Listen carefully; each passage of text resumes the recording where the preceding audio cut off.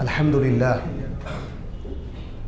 الذي هدانا لهذا وما كنا لنهتدي لولا أن هدانا الله والصلاة والسلام على نبينا محمد الذي أرسله الله بالحق بشيرا ونذيرا وداعيا إلى الله بإذنه وسراجا منيرا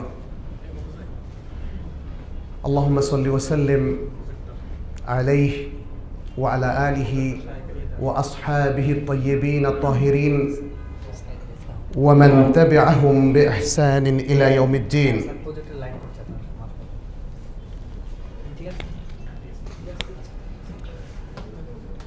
Living a beautiful life, একটা সুন্দর জীবনযাপন শীর্ষক আজকের এই অনুষ্ঠানের সম্মানিত আয়োজকবৃন্দ, সম্মানিত আলোচকবৃন্দ, আজকের আলোচনায় তরুণরাই প্রতিনিধিত্ব করছে মাশাআল্লাহ। Young doctor from Medina Islamic university doctor Rezaul Karim এবং শেখ আব্দুল মালিক মদিনা ইউনিভার্সিটি থেকে মাস্টার্স এবং আবদুল্লাহ বিন আব্দুর রাজ্জাক মদিনা ইউনিভার্সিটিতে মাস্টার্স করছেন উলুমুল হাদিসের মধ্যে না। যাই হোক, আজকেও আমরা দেখতে পাচ্ছি এখানে সব বয়সের প্রতিনিধিত্ব আছে এবং ইয়ুথদের প্রাধান্য আমরা দেখতে পাচ্ছি। আলহামদুলিল্লাহ আলহামদুলিল্লাহ। সুন্দর জীবনযাপনের বিষয়টা সবার জন্যই সমানভাবে প্রযোজ্য, এর গুরুত্ব সবার জন্যই সমান। আমি খুব বেশি কথা বলবো না, কারণ আমার আজকে আসার কথা ছিল না। গত 2-3 দিন থেকে একটু অসুস্থতা বোধ করছিলাম, তারপরেও মখলস নাছোড় বান্দা, আমাকে নাকি আসতেই হবে, আপনাদের সাথে দেখা দিয়ে চলে যাওয়ার কথা। এর মধ্যে 10-15 মিনিট যতটুকু বলতে পারি আল্লাহর কাছে তৌফিক কামনা করছি।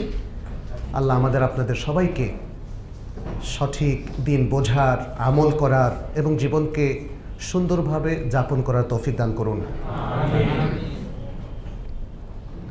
জীবনকে সুন্দরভাবে যাপন করার জন্যই কিন্তু আল্লাহ ইসলাম দিয়েছেন। এই জন্যে প্রথম যখন আমরা কোনো প্রবলেম ফেস করি, একজন মুসলিম হিসাবে সবার আগে ধারণা দিতে হবে কার কাছে? আল্লাহর কাছে। এটা কমন বিষয়। একজন মুসলিম, তিনি সাধারণ মানুষ হন অথবা ফিজিশিয়ান হন, ডাক্তার হন, তাদের কাছেও এটাই স্পষ্ট। যদিও হয়তো ডাক্তাররা বলবে, তারা সায়েন্টিফিক ব্যাখ্যার কথা বলছেন, সেটা কিন্তু ইসলাম অস্বীকার করছে না।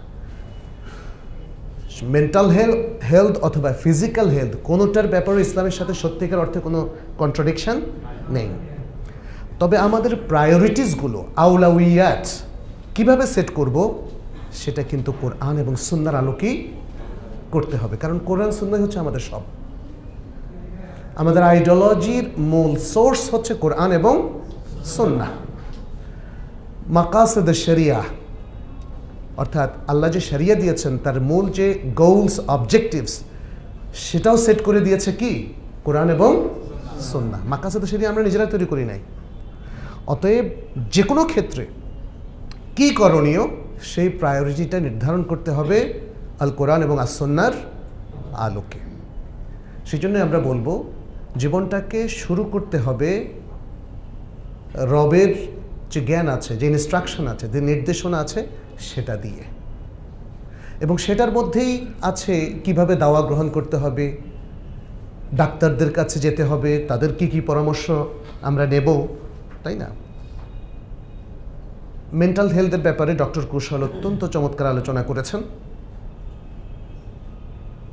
আমি শুধু একটি বিষয় বলবো যে আমরা স্টার্ট করব কি ডাক্তারের কাছে গিয়ে নাকি আল্লাহর কাছে দোয়া করার মধ্য দিয়ে? আল্লাহর কাছে দোয়া করার মধ্য দিয়ে। কারণ আর সব কিছু আমাদের কাছে সেকেন্ডারি। প্রাইমারি এবং প্রাথমিক যেই কাজগুলো আমাকে করতে হবে, সেটা হচ্ছে আল্লাহর নির্দেশনা ফলো করা এবং আল্লাহর কাছে ধর্ণা দেওয়া, আল্লাহর কাছে দোয়া করা। কারণ তিনিই তো বলেছেন, যেটা সম্ভবত সূরা ইব্রাহিম এসেছে না, ওয়া ইযা মারিদতু ফাহুয়া ইয়াশফিন, যখন আমি অসুস্থ হই আল্লাহই তো শেফা দেন। আর আল্লাহর শেফার পদ্ধতিটাকে এক্সপ্লোর করেছে ডাক্তাররা। ফলে ডাক্তারি বিদ্যার সাথে ইসলামের কোশ্চেনকালেও কোনো আসলে কন্ট্রাডিকশান নাই। কন্ট্রাডিকশান হচ্ছে অন্য জায়গায়, তার আইডিওলজিতে। অনেক ডাক্তার মেন্টাল হেলথের চিকিৎসায় তারা ছেলে মেয়েদেরকে, ইয়ুথদেরকে অসম অবৈধ প্রণয় করতে নির্দেশ দেয়, যারা দিনদার নয় অথবা যারা দিনদারিতে বিশ্বাস করে না। এখন ডাক্তার সে কথা বলার কারণে আমি বলছি যে দেখো, এই ডাক্তারি বিদ্যার সাথে ইসলামের কন্ট্রাডিকশন। আসলে কন্ট্রাডিকশন তো, এটা তো বিদ্যা না। আপনি এটাকে সাজেস্ট করলেন কিসের ভিত্তিতে? আপনি সময় কাটানোর জন্য, ডিপ্রেশন থেকে উদ্ধার পাওয়ার জন্য আপনি রমনা পার্কে গিয়ে বসবেন এবং মেয়েদের সাথে খোশালাপ করবেন, এটা আপনার ট্রিটমেন্ট কী করে হতে পারে? আমাদের সালাফে সালেহীন দেখেন কি সুন্দর, সুবহানাল্লাহ। এন্টারটেনমেন্টের কথাও ডক্টর কৌশল বলেছেন, খুবই সুন্দর বলেছেন। তার মৌলিক কথাগুলোর সাথে কিন্তু আমি দ্বিমত করছি না, এবং আমি মনে করি ঠিক বলেছেন। কিন্তু দেখতে হবে যে এন্টারটেনমেন্ট ইসলাম কোনো দিনই নিষেধ করেনি। এন্টারটেনমেন্ট আমাদের সুন্দর জীবনের জন্য প্রয়োজন। রাসূল সাল্লাল্লাহু আলাইহি সাল্লাম পুরো জীবন তার স্ত্রীর সাথে, তাই না, আয়েশা রাদিয়াল্লাহু তাআলার সাথে 2 বার দৌড়েছিলেন।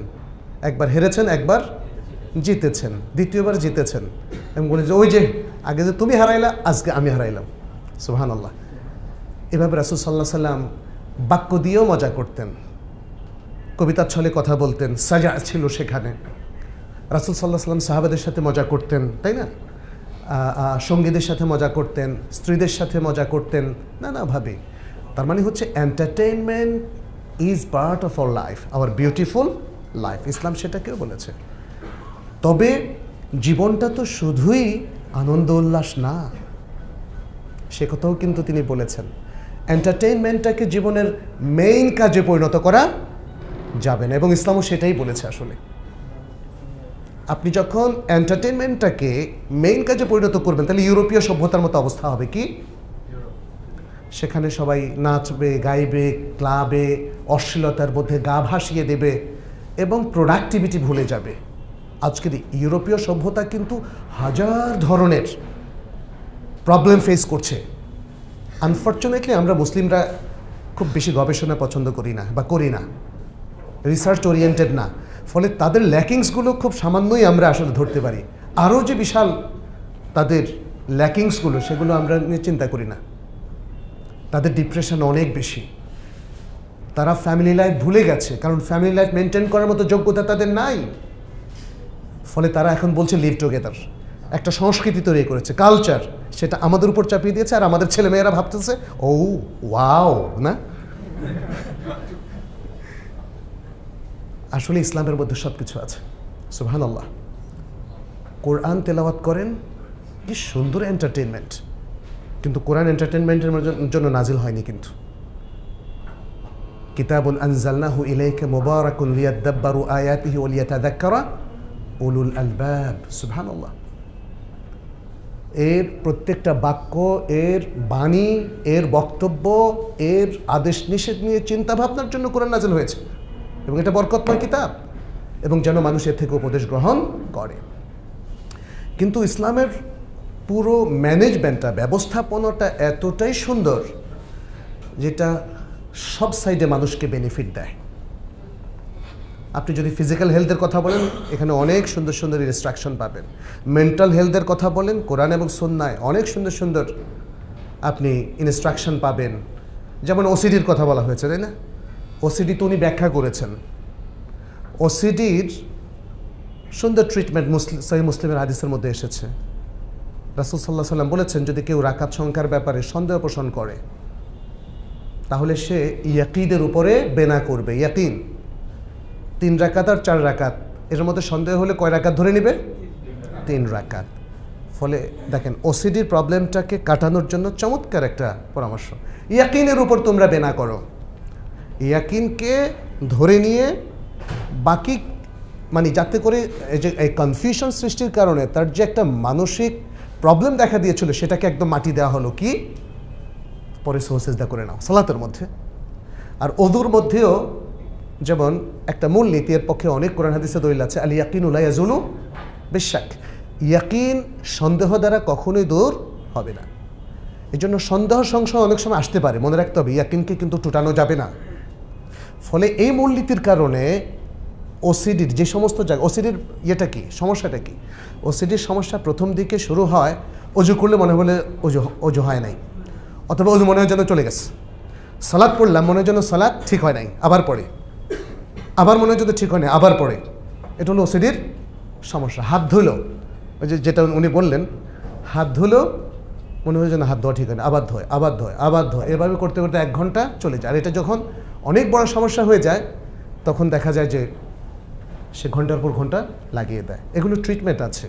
তো আমি এটা বলার উদ্দেশ্য, মানে আজকে মেন্টাল হেলথের উপর বলা আমার উদ্দেশ্য নয়, যেহেতু শুরুই করেছেন ডক্টর কুশল, উনি মেন্টাল হেলথের একজন এক্সপার্ট, সেই জন্য ওটা দিয়ে আমরা কথা বলতে চাচ্ছি এভাবে যে একটা বিউটিফুল লাইফ লিড করতে হলে ইসলাম ছাড়া আসলে অন্য কিছু দ্বারা সম্ভব নয়।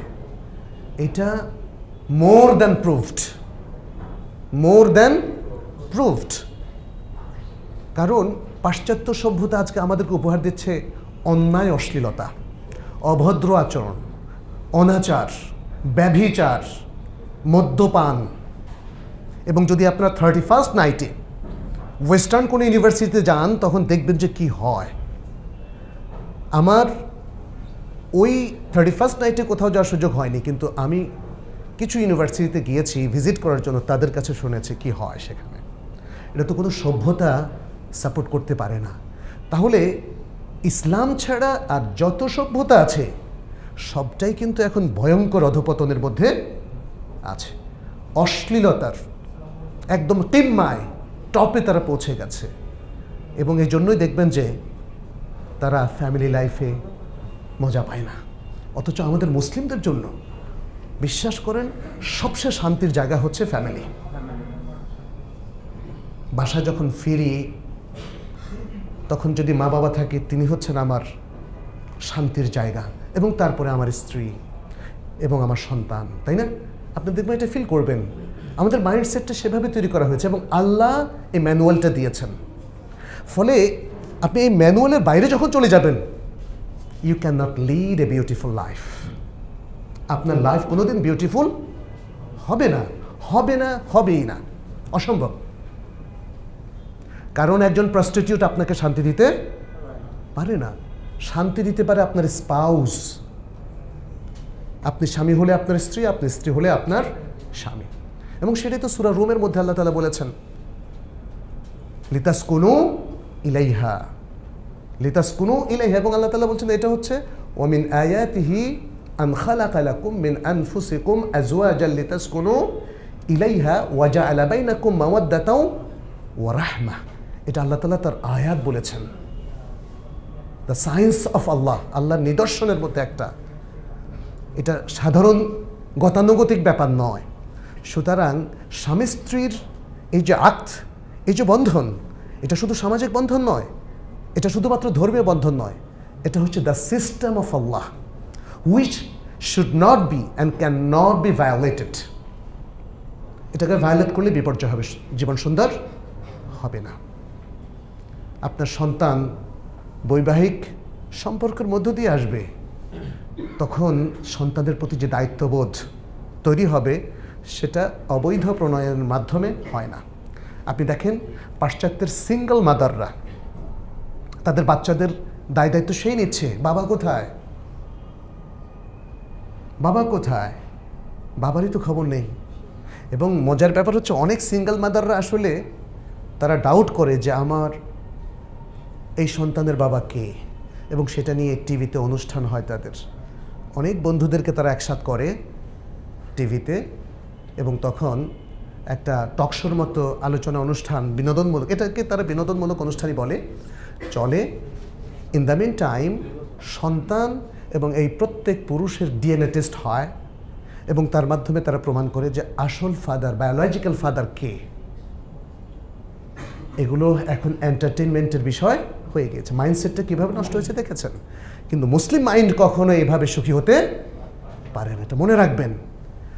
আপনি আমেরিকাতে গিয়েছেন, অনেক কোটি টাকার মালিক হয়েছেন, আপনি একটা অসভ্য জীবনের মধ্যে অভ্যস্ত হয়েছেন, দেখবেন যে মনের শান্তি কোনো দিন হবে না।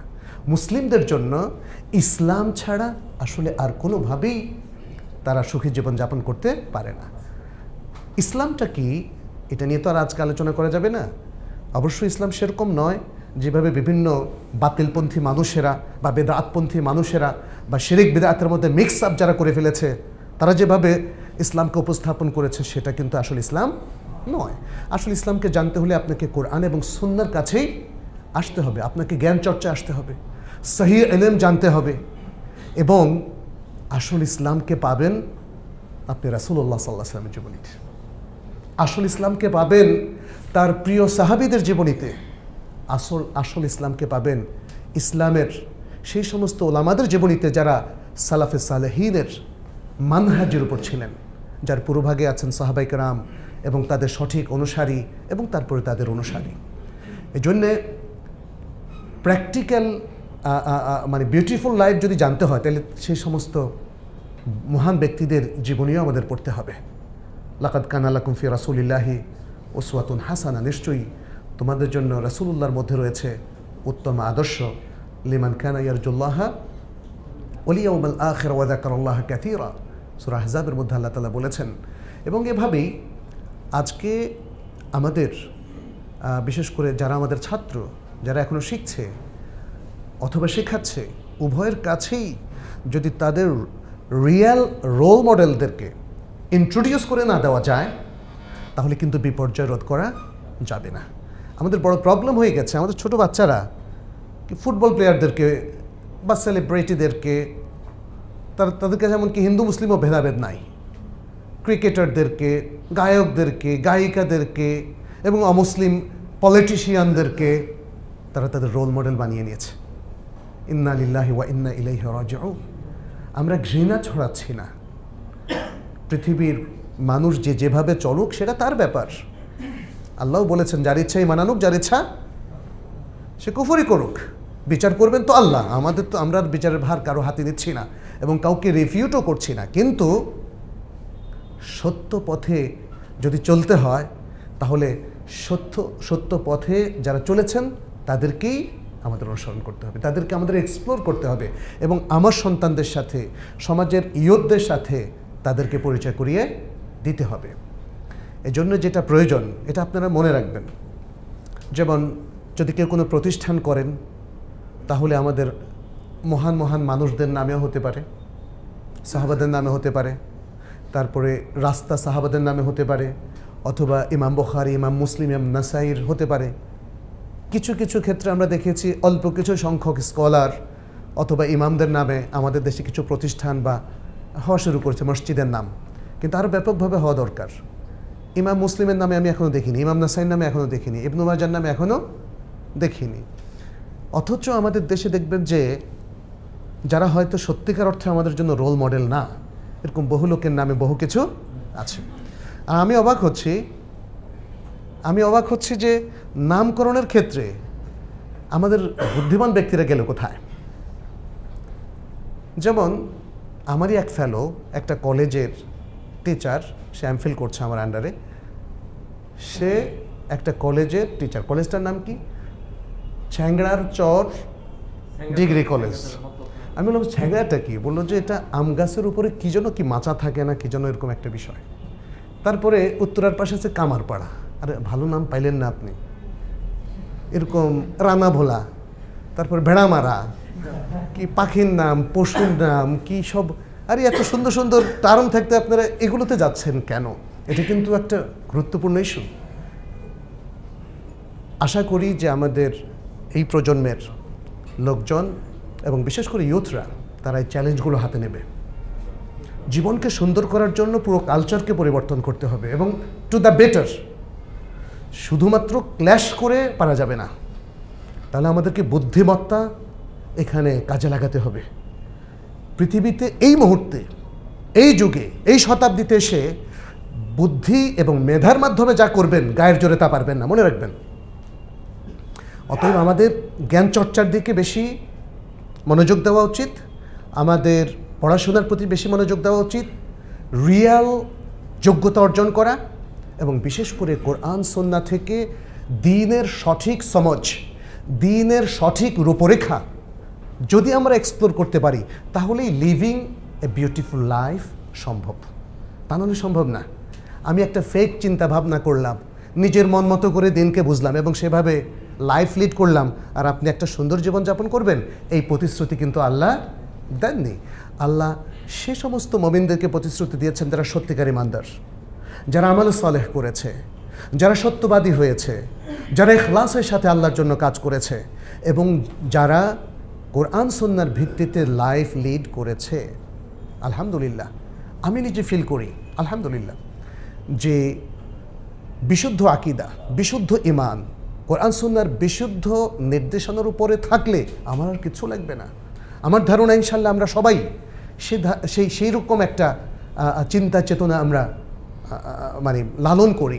এবং মনে রাখবেন, এই যে এখন তো করোনা ভাইরাসের কথা সবাই আমরা দেখতে পাচ্ছি, আল্লাহ আমাদের আপনাদের সবাইকে বাঁচাক এবং বিশেষ করে মুসলিম উম্মাকে থেকে রক্ষা করুক, মানবতাকে থেকে রক্ষা করুক। কারণ এই মানবতার মধ্যে যারা এখনো মুসলিম হয় নাই তারা হয়তো হবে ইনশাআল্লাহ। তো আমরা এত মানে এই যে ফিতনা ফাসাদ দেখছি, এর মধ্যে আমাদের জীবনের গ্যারেন্টি কোথায়? যে কোনো সময় না যেতে পারি। অতএব দুনিয়ামুখী হওয়াটা, দুনিয়ার প্রতি লোভ থাকাটা এবং এর জন্য যে কোনোভাবে লাইফ লিড করাটা, এটা হচ্ছে বিপর্যয়ের বড় কারণ। এই জন্য ইসলামে বারবার আমাদেরকে একটা সুন্দর ব্যালেন্সড লাইফ লিড করতে বলা হয়েছে। এবং রাসূল সাল্লাল্লাহু আলাইহি ওয়াসাল্লাম বলেছেন, সে হাদিসটা আব্দুল্লাহ ইবনে উমর রাদিয়াল্লাহু তাআলা আনহুমা বর্ণনা করেছেন, সেটি সহিহ বুখারীর মধ্যে এসেছে, কুন ফি হাদিহি দুনিয়া কাআন্নাকা গারীবুন আও আবিরু সাবিল। এই দুনিয়ায় এমনভাবে লাইফ লিড করো as if you are a stranger, যেন তুমি একজন গরিব, আগন্তুক। গরিব মানে হচ্ছে বাংলা গরিব না, কিন্তু এটা কি গরিব? আরবি গরিব। আরবি গরিব মানে হচ্ছে স্ট্রেঞ্জার, আগন্তুক, যাকে এলাকার লোকেরা চেনে না, অন্য এলাকা থেকে এসেছে, সে কিন্তু এখানে থাকার জন্য আসে নাই। আও আবিরু সাবিল, অথবা মুসাফির, ট্রাভেলার অন এ পাথ। আবিরু সাবিল, মুসাফির, আগন্তুক মুসাফির নাও হতে পারে, এসে গেল বাস আমাদের সাথে কিছুদিন থাকছে আবার চলে যাবে। আর আবিরু সাবিল মানে এখান দিয়ে সে চলছে, জাস্ট আমাদের এখানে একটা স্টপেজে সে থামলো। তো এইভাবে যদি লাইফটা লিড করা যায় তাহলে দুনিয়ার লাইফটা সুন্দর হবে। আলটিমেট গোল হবে কি? পার্মানেন্ট রেসিডেন্সে একটা ফ্ল্যাট পাওয়ার জন্য বুকিং দেওয়া, নাকি? সেটি হচ্ছে জান্নাহ। আমাদের পার্মানেন্ট রেসিডেন্স হচ্ছে জান্নাহ, আখিরাত। আমরা সবাই আশা করি যে আল্লাহ তাআলা আমাদেরকে আখিরাতে সেই পুরস্কার দেবেন ইনশাআল্লাহ। তাহলে সেই জন্য প্রিপারেশনের মধ্য দিয়ে আমাদের আনন্দ। পরীক্ষায় একজন ভালো ছাত্রের জন্য আনন্দ হচ্ছে ভালো প্রস্তুতি নেওয়া, এবং তার আনন্দের দিন হচ্ছে যেদিন সে দেখে যে আরে আল্লাহ ব্রিলিয়েন্ট রেজাল্ট করেছে, তাই না? এই জন্য প্রত্যেকটা পরীক্ষার পরে সে খুশি হয়। এবং আমরা তো সেন্ট্রাল পরীক্ষাগুলো দেখি যে ওদিন আর রাত্রে মিষ্টি পাওয়া যায় না, তাই না? তাহলে এটা যদি হয় এসএসসি এইচএসসি পরীক্ষার জন্য বা দাখিল আলেমের জন্য, তাহলে আখিরাতে কী অবস্থা হবে, তাই না? এইভাবে মোমেন তার ইমানের মধ্য দিয়ে জীবনকে এনজয় করে। মোমেন তার ইসলাম পরিপালনের মধ্য দিয়ে জীবনকে এনজয় করে। মোমেন তার লাইফ যেভাবে লিড করতে বলা হয়েছে, অথবা ফ্যামিলি লাইফ যেভাবে লিড করতে বলা হয়েছে, মানুষের অধিকার সম্পন্ন করতে যেভাবে বলা হয়েছে, সেভাবে সবচেয়ে বেশি এনজয় করে। আমি নিশ্চিত যে এখানে আপনাদের মধ্যে অনেকে আছেন যে মায়ের সেবা করে খুব আনন্দ পান, আছেন না? আবার অনেকে দেখবেন মায়ের খোঁজ খবর রাখে না, ওটা তাদের গাফলতি। ওতে যে সে আনন্দ পায় তা না, বরং সেও একদিন হয়তো কাঁদে, আহা মা মারা গেল, আমার সেবা কোনো দিন পেল না। বাবার সেবা করে আমরা আনন্দ পাই। ভাই যে আমার উপর ডিপেন্ডেন্ট, তার পড়ার খরচ দিয়ে কিন্তু আমরা আনন্দ পাই। যাদের আমাদের সুন্দর একটা মন আছে, মনটাকে তো অবশ্যই সুন্দর করতে হবে, তাই না? মুসলিমদের মনই তো পৃথিবীতে সবচেয়ে সুন্দর। মুসলিমরাই সমাজকে সবার আগে সুন্দর করেছে। রাসূল সাল্লাল্লাহু আলাইহি সাল্লামের যুগের, নবুয়তের পূর্বের মক্কার লোকদের জীবন, আর নবুয়তের পরে যারা ইসলাম গ্রহণ করেছে, বিশেষ করে মাদানী সমাজ যখন ইসলামে প্রতিষ্ঠিত হয়েছে সেখানে মক্কা এবং মদিনায়, তখনকার জীবনটাকে আমরা দেখি পৃথিবীর শ্রেষ্ঠ সমাজ। পৃথিবীর শ্রেষ্ঠ সমাজ কীভাবে হলো? এই সুন্দর মন দিয়ে হয়েছে, সুন্দর আখলাক দিয়ে হয়েছে, সুন্দর আকীদা দিয়ে হয়েছে, এবং পরিপূর্ণ ঈমান দিয়ে হয়েছে, ইসলামকে পরিপূর্ণভাবে পরিপালনের মধ্য দিয়ে হয়েছে। তো আসুন আজকের এই আধুনিক বিশ্বে ইসলামকে তার মতোই পরিপালন করুন। ইসলামের নতুন কোনো ভার্সন নেই, ইসলামের কোনো এশিয়ান ভার্সন নেই, ইসলামের কোনো ইউরোপিয়ান ভার্সন নেই, আমেরিকান ওয়েস্টার্ন কোনো ভার্সন নেই। ইসলামের ভার্সন একটাই, যেটা রাসূলুল্লাহ সাল্লাল্লাহু আলাইহি সাল্লাম রেখে গিয়েছেন। অতএব সেই ভার্সনটাকে সামনে রেখেই ইসলামকে পরিপালন করুন। এবং আধুনিক যত জ্ঞান বিজ্ঞান, যদি না সেটা শিরক বেদাত কিংবা নাস্তিকতার সংস্পর্শে যায়, তার আগ পর্যন্ত এই সমস্ত জ্ঞান বিজ্ঞান ইসলামের সাথে ম্যাচ করে। ইসলাম কোনো জ্ঞানকে অস্বীকার করে না। কিন্তু একজন লোক যখন বলে যে ফিজিক্সের কোনো একটা বিষয় বর্ণনা করে বলে যে এটা এমনি এমনি হয়েছে, ওই জায়গাটা আমাদের অবজেকশন। এটা এমনি এমনি হয়নি, বরং এটা স্রষ্টাকে আল্লাহ। এই যে যা কিছু বিজ্ঞানীরা আবিষ্কার করছেন, আমাদের অনেকে মনে করে আবিষ্কার মানে সে ক্রিয়েট করছে। আসলে ক্রিয়েট না, সে এক্সপ্লোর করেছে, তাই না? It is only exploration, not creation. সুতরাং আসলে সত্যিকার অর্থে যেহেতু আল্লাহরই সৃষ্ট, আল্লাহর কোনো সৃষ্টি আল্লাহর সাথে কন্ট্রাডিক্ট করে না, অতএব আসুন এই সব কিছু সহজভাবে বুঝে মূল দিনের দিকে আমরা ফিরে আসি এবং ইসলামের যে হিলিং সিস্টেম আছে, চিকিৎসা পদ্ধতি, ইসলামের যে মেন্টাল ট্রিটমেন্টগুলো আছে, ইসলামের যে রুকিয়া পদ্ধতিগুলো আছে যেটা মাশরু, এবং ইসলামের যে আরও সুন্দর সুন্দর আচরণ বিধিগুলো আছে, সেগুলো আমরা শিখে নেই, তাহলেই আমাদের মুসলিমদের লাইফটা বিউটিফুল হবে। আল্লাহ আমাদের সবাইকে তৌফিক দান করুন। আমি আয়োজকদেরকে আবারও ধন্যবাদ জানাচ্ছি, শুকরিয়া জানাচ্ছি, এবং আশা করছি যে এরকম একটা সুন্দর প্লেসে তারা আরও ভালো ভালো প্রোগ্রাম করবেন। আল্লাহ তাদেরকে মাজিদ তৌফিক দান করুন। হাদা সাল্লাল্লাহু ওয়াসাল্লাম আলা নবিয়িনা মুহাম্মদ ওয়া আলা আলিহি ওয়া আসহাবিহি আজমাইন। ওয়াসসালামু আলাইকুম ওয়া রাহমাতুল্লাহি ওয়া বারাকাতুহু।